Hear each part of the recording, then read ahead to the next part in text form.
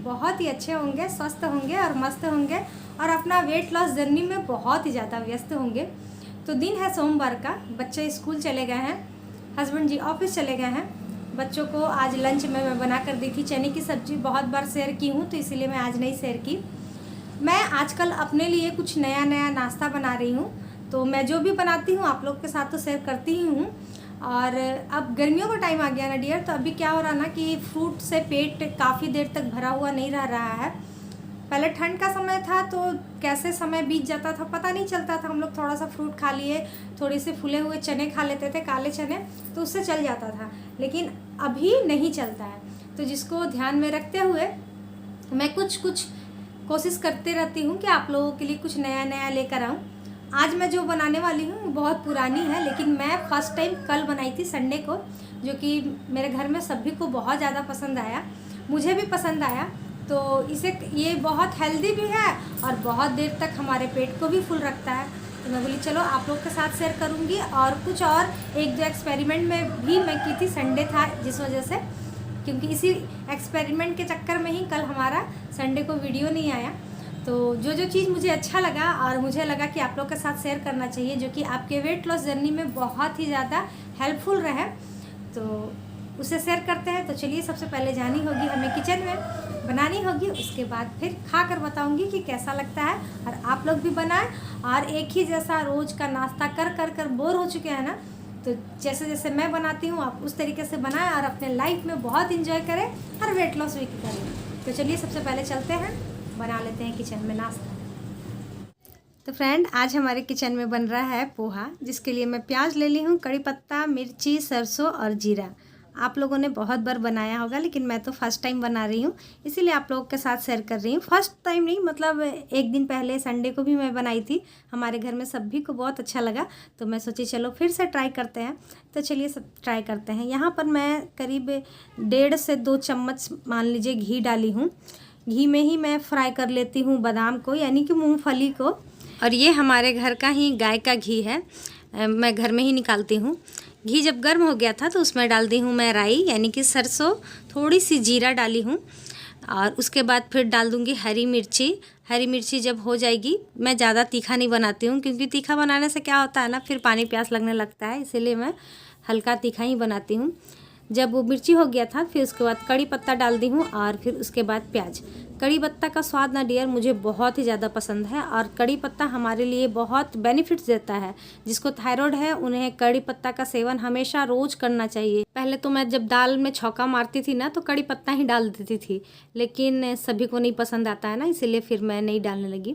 तो प्याज भी हो गया था, उसके बाद फिर डाल दी हूँ पोहा, यानी कि चूड़ा। उसके बाद स्वादानुसार नमक बहुत ही कम डालना है, क्योंकि ऐसा नहीं है कि चीनी खाने से ही हमारा वेट गेन होता है। नमक का ज़्यादा सेवन करने से भी हमारा शरीर को बहुत नुकसान पहुंचता है, तो इसीलिए कोशिश करें कि नमक कम से कम खाएं। तो डियर, हमारा पोहा बनकर हो गया है तैयार। बस लास्ट में इसमें डाल देना है नींबू, क्योंकि नींबू डालने से ना इसका स्वाद मतलब बहुत ही अच्छा हो जाता है, खट्टा सा अच्छा लगता है। इसमें अगर थोड़ा सा चीनी डाल देंगे ना तो वो तो और बेस्ट स्वाद आता है, लेकिन आज मैं भूल गई थी। कल थोड़ा सा चीनी डालकर बनाई थी ना, तो वो और अच्छा लग रहा था, लेकिन अभी क्या है ना कि कैमरा भी कर रही थी, तो इसीलिए भूल गई शायद। तो चलिए खाते हैं।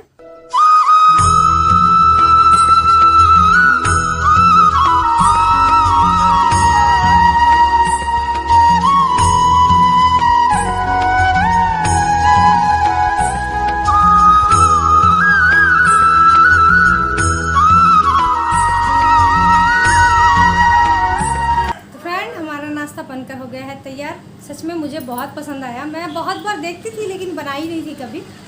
तो ये तो 32 बार हम आराम से इसे च्यू भी कर सकते हैं, काफ़ी देर तक पेट को फुल भी रख सकता है। तो चलिए ज़्यादा बातें नहीं करते हैं, और आप लोग भी ज़रूर इसे बनाइए और खाइए, और खाकर कमेंट में बताइए कि कैसा लगा।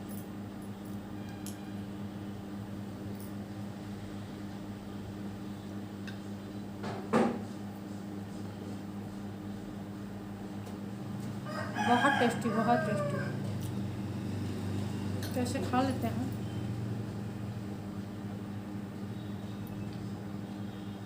तो 1 2 3 4 तो फ्रेंड, मेरा नाश्ता हो गया था। आधे घंटे से अच्छे से च्यू कर कर खाई हूँ और सच बताऊँ मैं बहुत स्वाद लगा और बहुत देर तक मेरा पेट फुल था।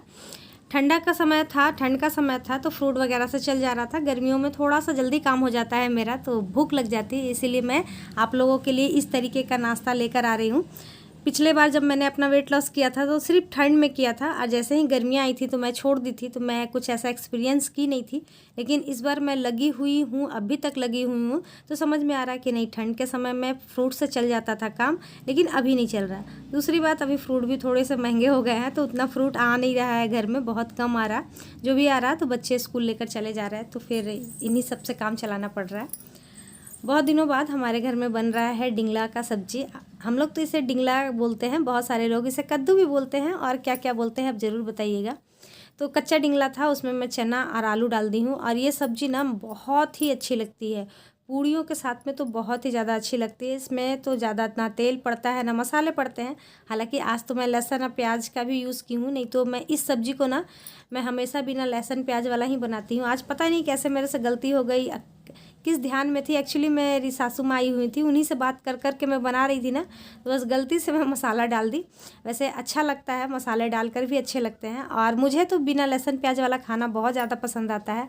और आप लोग देखते भी होंगे मेरे खाने में बिना लहसुन प्याज का बहुत कम ही यूज़ होता है। तो सब कुछ मसाला भुन गया था, भुन करके सारा मसाला जो रेगुलर मसाले होते हैं वो सब डालकर और फिर मैं कुकर में चढ़ा दी थी, क्योंकि थोड़ा सा गैस का भी होना चाहिए ना। ऐसे कढ़ाई में बहुत ज़्यादा गैस उठता है, और कुकर में डाल देते हैं तो एक सीटी में ही तो पक जाता है, तो गैस की भी बचत हो जाती है। तो डियर, यहाँ पर हमारा सब्जी बनकर हो गया है तैयार। इस सब्ज़ी के साथ मैंने आलू की चोखा भी बनाई थी, क्योंकि हस्बैंड जी कभी खाते हैं कभी नहीं खाते हैं, तो इसीलिए एक और ऑप्शन मैं रखती हूँ, क्योंकि डांट सुनने से अच्छा है कि कुछ और ऑप्शन रख दे। तो सुबह में चना का सब्ज़ी था, फिर चोखा बनाती थी, सैलेड था, इन सभी को दे करके हस्बैंड जी खा लिए हैं। खाना खाने के बाद मैं हमेशा आप लोग को बोलती हूँ, खाते के साथ बैठते नहीं हैं, और हाँ, जितना हो सके आप लोगों से ना तो ऐसे ज़मीन पर बैठकर काम करने की कोशिश करें, क्योंकि इस तरीके से काम करने से ना हमारा पेट दबता है। और बेली फैट घटाने के लिए ना घर का काम झुक कर करना, बैठ कर करना, ये सब बहुत ही फ़ायदा करता है, बहुत ही बेनिफिट्स देता है। तो कोशिश हमेशा यही करें कि ज़मीन का, धरती का ज़्यादा यूज़ करें। खड़ा खड़ा हम लोग बर्तन धुल लेते हैं, खड़ा खड़ा मसाला पीस लेते हैं, बहुत सारा काम खड़े खड़े कर लेते हैं ना, जिसकी वजह से हमारे पेट पर बिल्कुल भी कोई भी प्रेशर नहीं आता है, जोर नहीं पड़ता है, तो वो तो निकलते ही जाता है। लेकिन अगर हम बैठकर बर्तन धुल लेंगे, कपड़े धो लेंगे, मसाले पीस लेंगे, तो ये सब हमारे बेली फैट के लिए ना बहुत ही ज़्यादा बेनिफिट्स होता है।